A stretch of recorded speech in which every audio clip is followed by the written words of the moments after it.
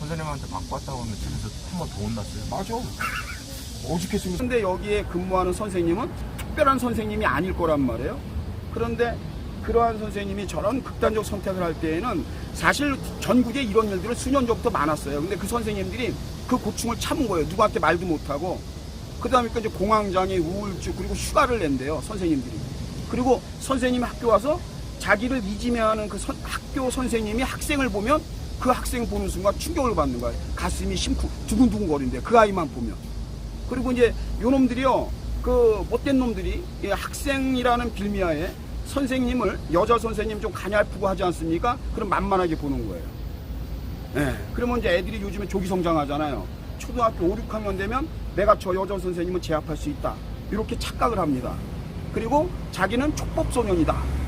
이게 여러분들 소년범이 더 무서워요. 촉법소년, 나는 사람을 죽여도 형사적 책임을 지지 않는다, 이런 걸 아는 거예요.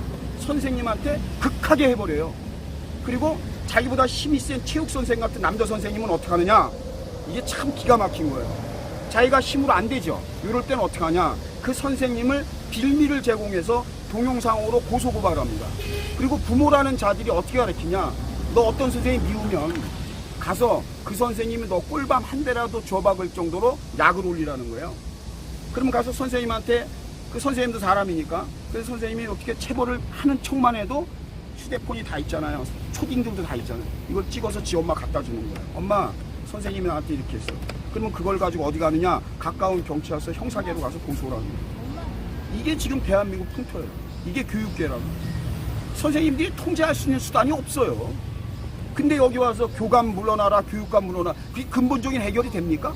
그 근본적인 해결이 안 돼요. 이번에 여러분들 오송 지하차도 있죠? 지금 경찰들이 일탈행위 6명 나왔죠? 국가정보, 이제 국조원에서 경찰에, 검찰에 수사 의뢰하고 막 이래요.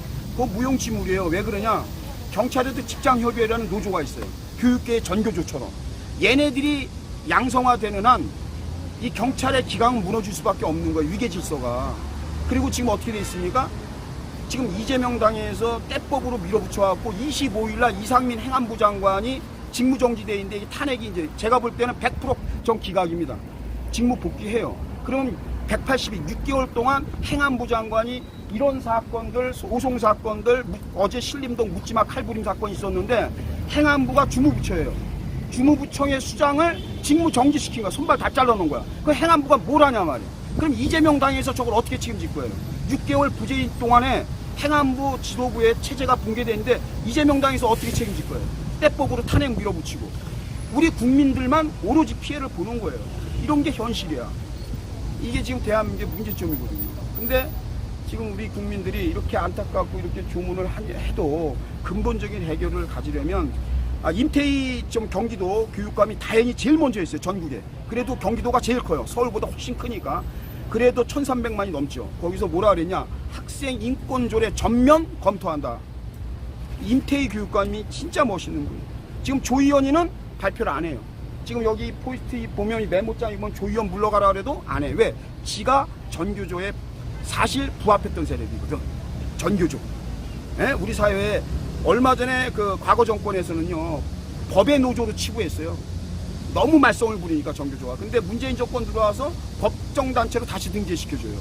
그런데 그래도 여러분들이, 우리 국민들이 탁월한 선택을 해서 교육감을, 우리 그 보수 쪽에 임태희 교육감을 경기도에 세웠어요.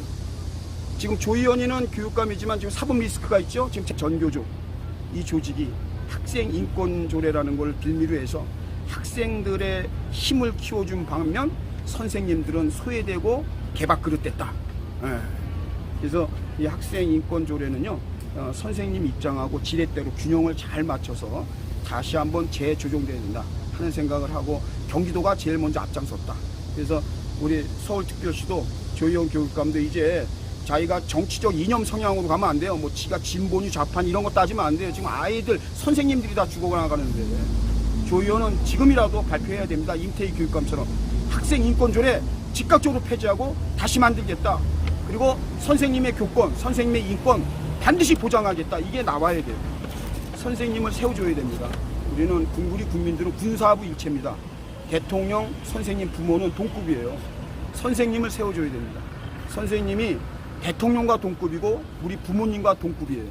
선생님이 바로 설 때, 존중받을 때 이 나라에 희망이 있는 거예요. 여러분들, 선생이 교권이 무너지잖아요. 그러면 저런 묻지마 칼부림은요, 우리 사회에서 자주 일어납니다. 왜? 교육이 안 돼 있기 때문에. 그리고 저는 개인적으로 이렇습니다. 부모의 자격이 없다. 그러면 우리 사회에서요, 그 자녀를 위해서, 국가를 위해서 그 부모를 격리시켜야 돼요. 그 자녀를 더 나쁘게 만드는 부모들은 독수조항입니다, 우리나라에.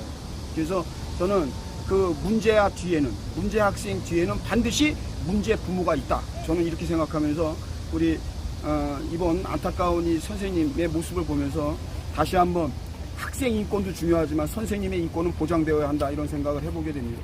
그리고 우리 학부모님들, 저를 비롯한 우리 부모님들, 우리 국민 개개인이 이 문제에 대해서 자유스럽지 않다. 우리도 다 책임의식을 가지고 가뜩이나 지금 윤석열 대통령이 모든 면에서 정말 다방면에서 고군분투하고 계시지 않습니까? 우리 국민들이 주인의식을 가지고는 달라져야 되겠다는 생각을 해봅니다.